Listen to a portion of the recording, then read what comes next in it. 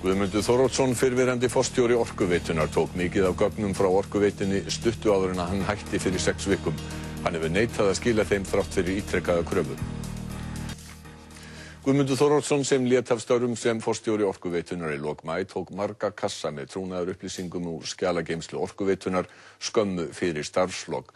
Hann neitaði að afhenda gögnin þegar eftir því var leitað. Þess hefur nú verið krafist að hann skili gögnunum í dag, annars þurfi Orkuveitan að grípa til aðgerða.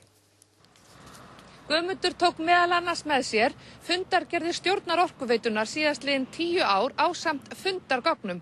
En fundargerðirnar hafa lengstum verið trúnaðarmál og fundargögnin líka því að það geta verið meðfylgjandi þar viðskiptasamningar og annað viðkvæmt og jafnvel bara til eitt eintak.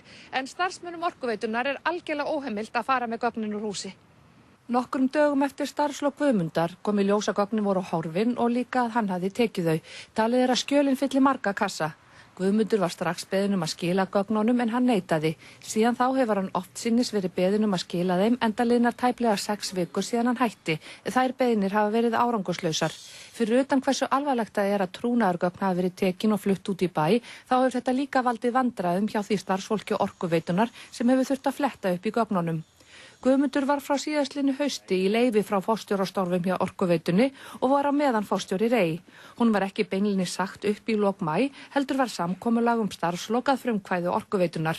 Hann fékk 30 milljónir króna samkvæmt starfslokasamningi. Guðmundur hefur verið einn aðalmaðurinn í útrás Orkuveitunar og sagði hann í útvarpsfréttum í júnibyrjun að erlendur fjárfestingasjóður hefði óskað eftir að hann stjórnaði jarðhitafyrirtæki á vegum bandarískra fjárfesta. Sjálfur sagðist hann ekki hafa uppi nein áform slíkt. Orkuveitan mun nú samkvæmt heimildum fréttastofu hafa fengið lögmenn til aðstoðar og hefur Guðmundi verið birt krafa að afhenda gögnin og einnig afrit af þeim hafi þau verið afrituð.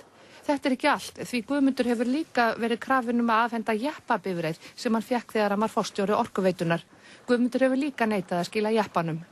Í kröfunni til Guðmundar kemur fram að ef hann skilir gögnunum ekki í dag verða að leita annarra leiða eins og að fara í mál eða kveða til sýslumann í aðfarargerð að fengnum dómsúrskurði og fer þá sýslumaður ásamt öðrum á heimili viðkomandi og sækir það sem beðið. Ekki náðist í Hjörleif Kvaran, starfandi forstjóra Orkuveitunar í dag.